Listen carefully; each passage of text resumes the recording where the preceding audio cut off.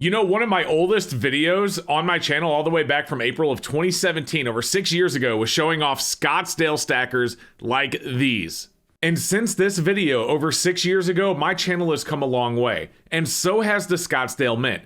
And we actually get to talk to the CEO of the Scottsdale Mint, Josh, about how they became one of the biggest bullion companies in the world. And additionally, we're going to talk about a brand new 1-ounce silver round that they have introduced called the Cowboy Round. I'm going to put that up on the screen here so you can see it.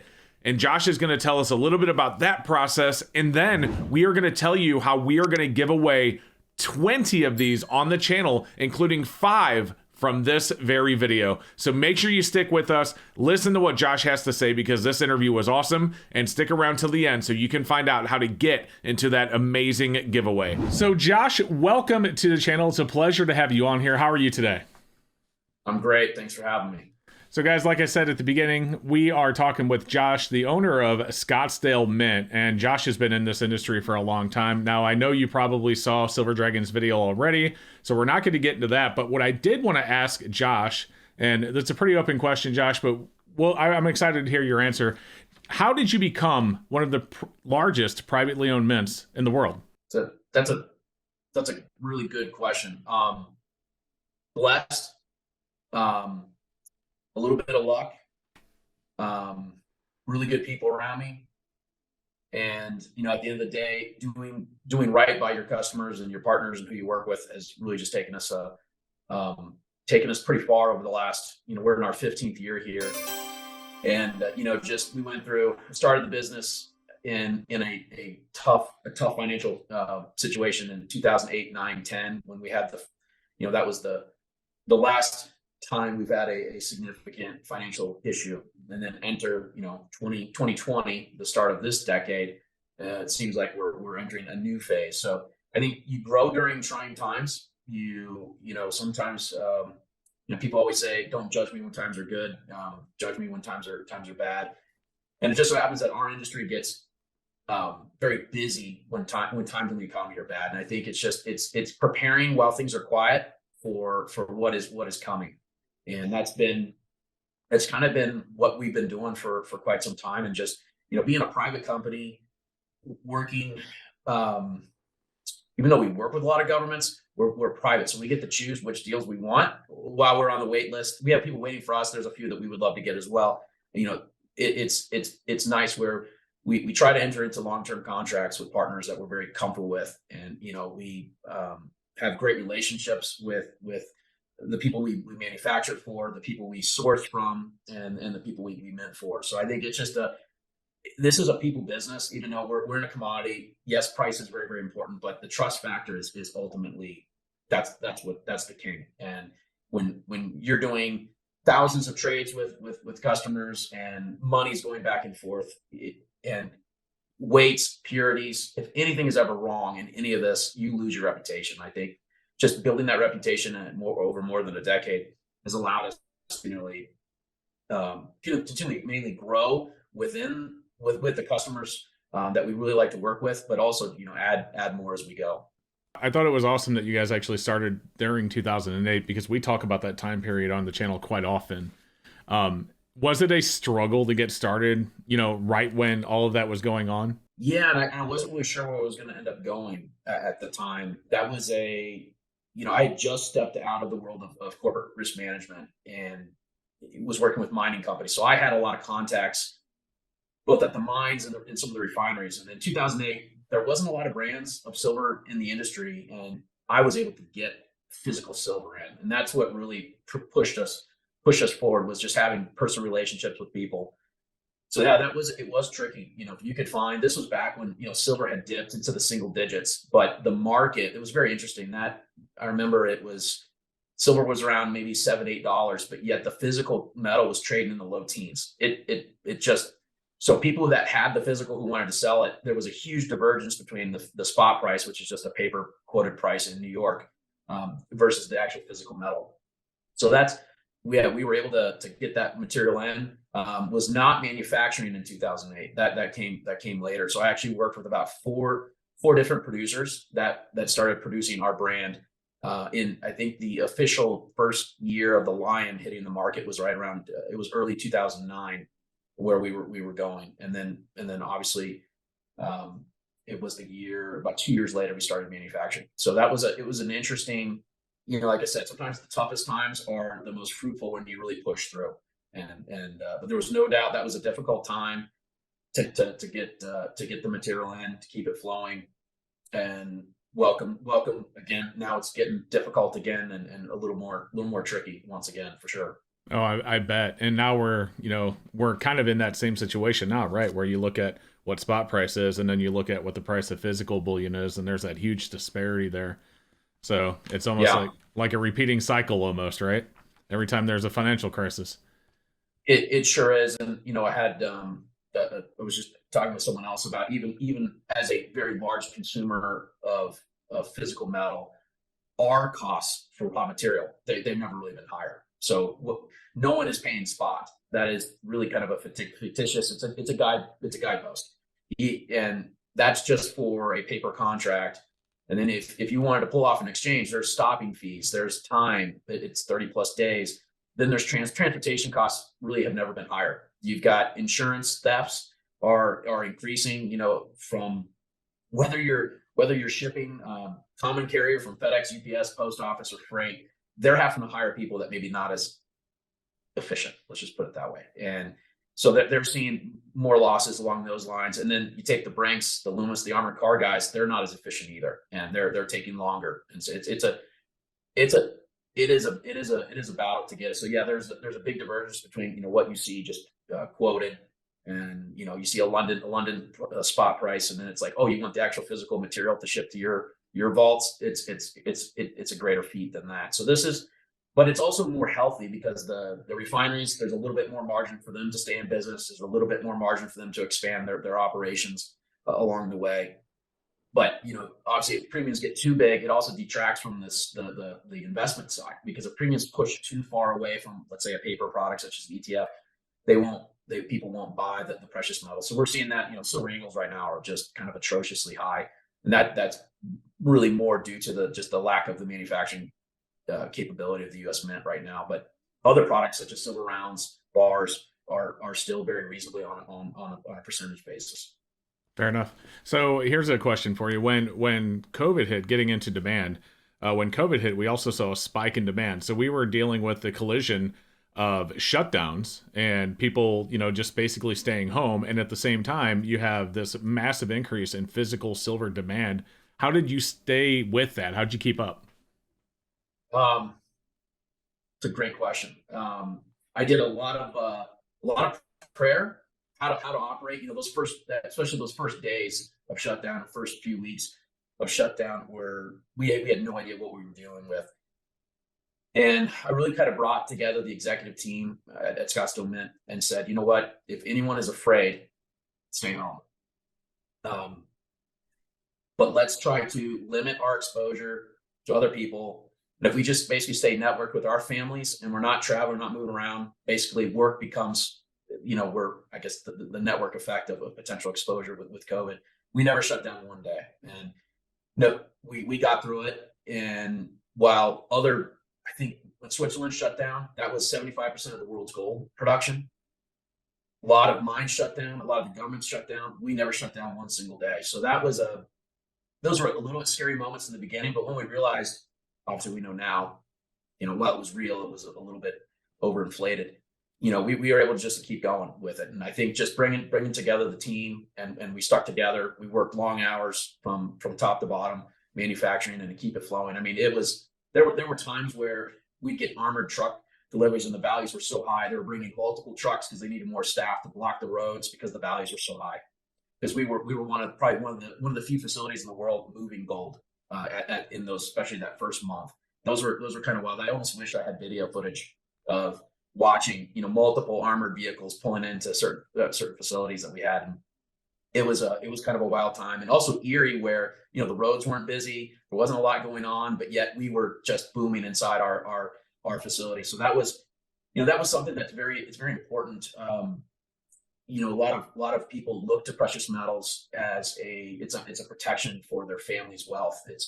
While some people do obviously collect, especially in times of crisis, people count on us to be able to deliver. We were able to stay open, and even though there was massive delays at that time, we still have delays right now. Even as long as our company was able to secure the physical raw material, we were able to keep selling it because I knew it was coming to us, and we weren't shut down, and so we were able to keep an open market. That allowed us to really grow because so many other people were falling apart. A lot of the governments, even to today, they unfortunately mistreated their own staff, their own employees. Someone sneezed, the whole place went home. They're also dealing with unions and different things and that's kind of the beauty of being a private company. We kind of live and die on how we treat our staff as a team.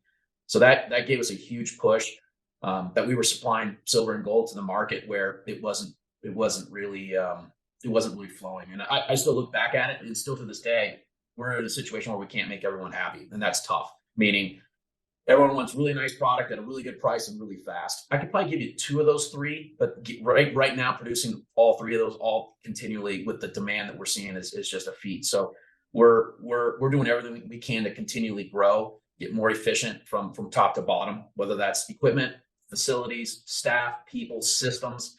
During COVID, things that worked pre-COVID, and it wasn't just a 2, 3, 4x. I mean, there were moments we were 80x. Certain things and certain lanes. I mean, and even beyond. So systems that worked okay before were suddenly under extreme stress. And so we've been really working for the last 3 years to refine all the processes and procedures behind the scenes, and that includes our new facility that's getting opened up here in Wyoming, where I'm seated right at the moment.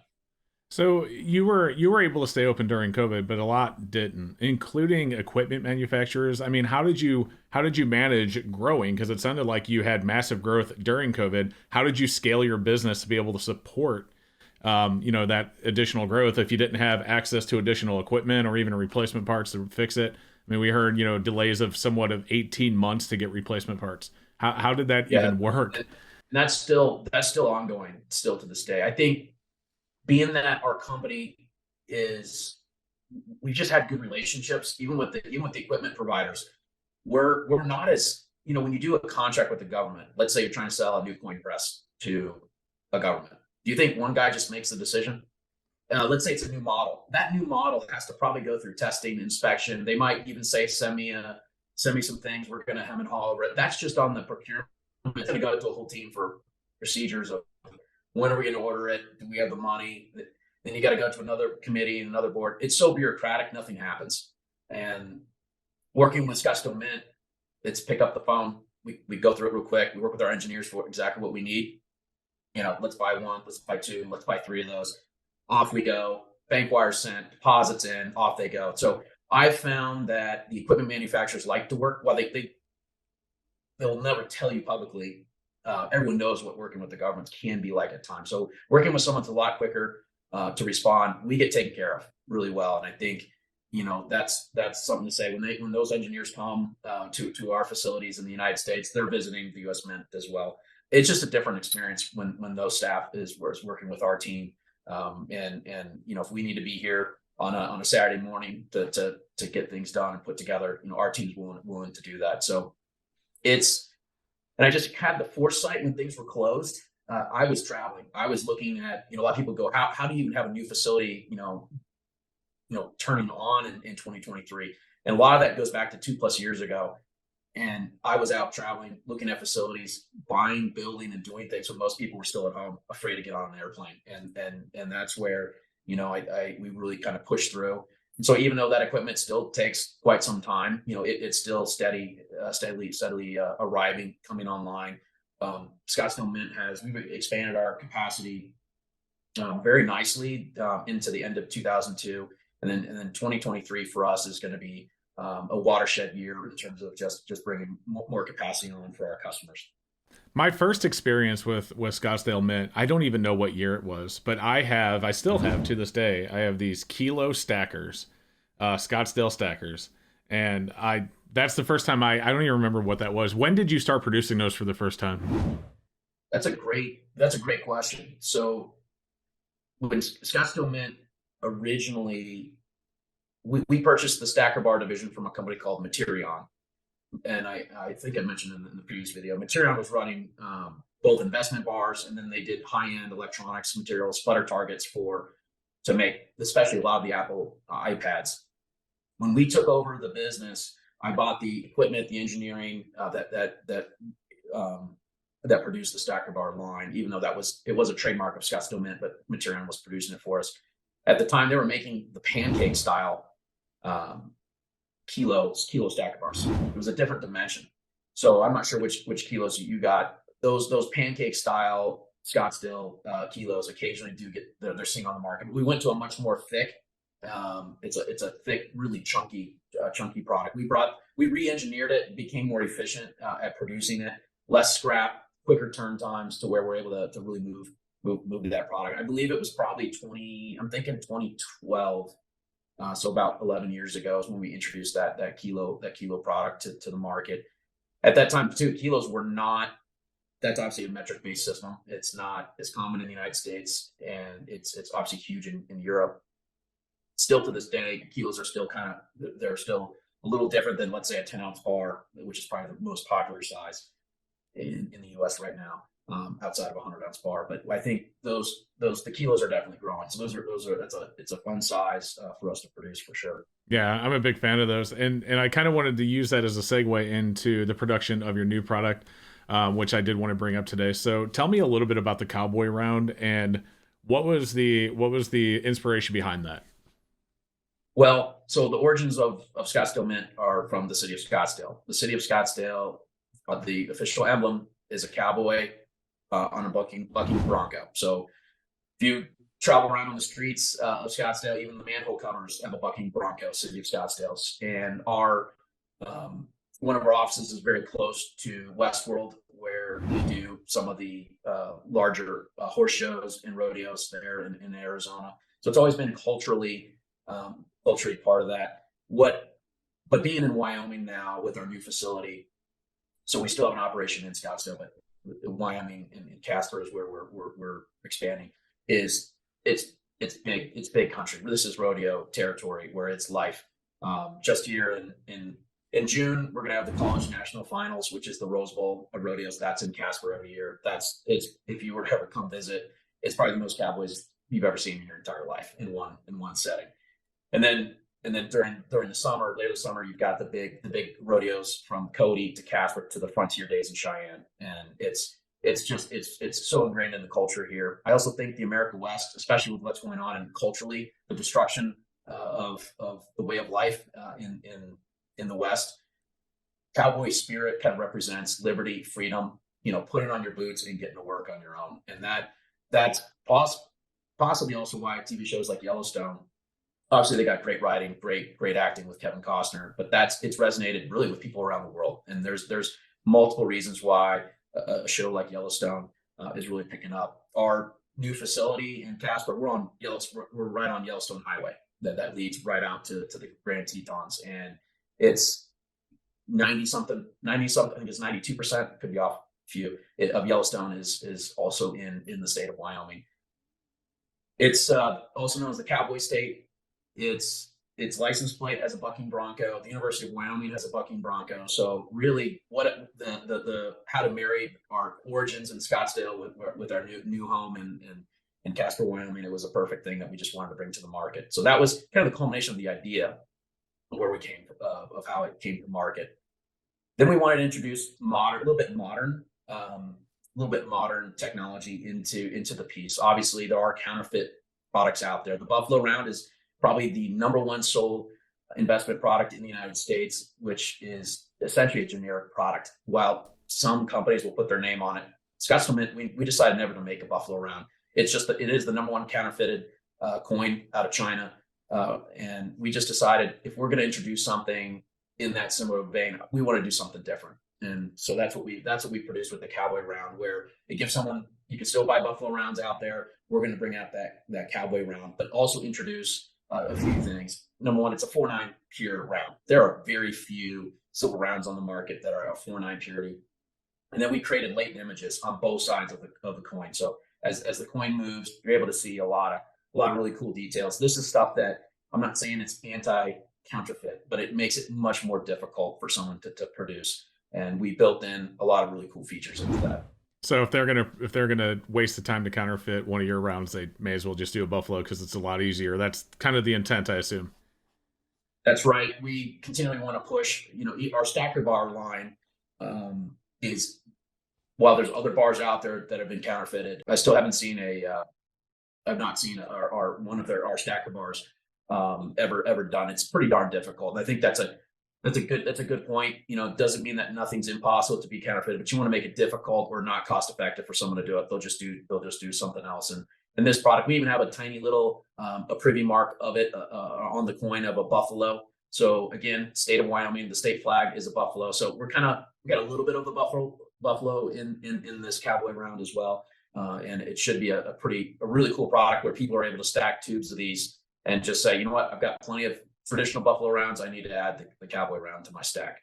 Well, I think it's a beautiful round myself, and as you know, we are actually giving away some of them on this channel, so I'm going to provide details to that here at the end of this video, so stick around. But as for you, Josh, that's about all of the questions I have, but I did want to open up the floor if there's anything you wanted to share with the viewers before we go. And then additionally, guys, don't forget, after he shares this, make sure you check out Yankee's channel. He's going to be releasing a video a week after this one with some even more info from Scottsdale Mint. Go ahead, Josh. Yeah, no, I said thanks to Silver Dragons. I think we appreciate channels like yourself. I said the same thing to him. This is just education, a little bit of entertainment. This stuff didn't exist. There was really no YouTube channels. The advent of the internet has really propelled our industry, and frankly, information for how people can take control of their personal wealth. Banks right now, as the time of this recording, it seems like there's a new bank in the crosshairs. Each and every day.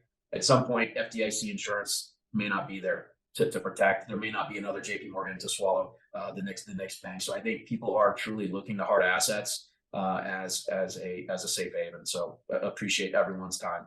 Absolutely. Well, thanks again for joining me, Josh. I really appreciate it. And I'll look forward to seeing that interview on Yankee's channel as well. Great. Thank you. So it was definitely great talking to Josh and learning a little bit about the history of the Scottsdale Mint as well as their brand new Cowboy Round, which is an exclusive, like I said, on sdbullion.com/cowboy. As promised, we are giving away 5 of them, though, right here on this video and on the channel. Over the course of some extra time, we are going to give away another 15 overall for a total of 20 of these. But if you want to know how to enter the giveaway for these 5, here is how you do it. So as you guys know, we no longer do YouTube comment picker giveaways because there's way too many scammers out there tricking people into sending them personal information or even cash by pretending to be me in the comments. So how we do our giveaways is over at my website, coolstacks.com, and I'll put a link in the description below so you can go right to it. Just go to the description, but it's going to take you right over to our 5 times 1 ounce silver Cowboy Round giveaway. And it's basically very simple. You just put in your email address, you put in your channel name. It doesn't have to be your real name. It could just be whatever you call yourself on YouTube, and you get a free entry. And then when you scroll down, you can see there's a bunch of extra actions you can do for even more entries. For example, if you go over and check out the Cowboy Round over on SD Bullion's website, you get 100 additional entries as well. Some other ways you can get entries as well. And if you share this giveaway out with your friends, every time they enter using your link, you get an additional entry for them entering also. So a lot of ways to get entries into the giveaway. And then when this ends, we will pick the winners. We will announce them on our community tab, and we'll post the winners here on my website at coolstacks.com as well. So make sure you go and click that link and get your entry in now. So guys, thanks again for watching the video. I hope that you enjoyed this interview with Josh. It was great to have him on, like I said. Additionally, don't forget to subscribe if you haven't done so yet. Help us continue to grow. And I'm going to put a video up here. If you haven't seen it yet, make sure you go check out that one as well. I'm sure it's great. Thank you guys so much, and we will see you next time.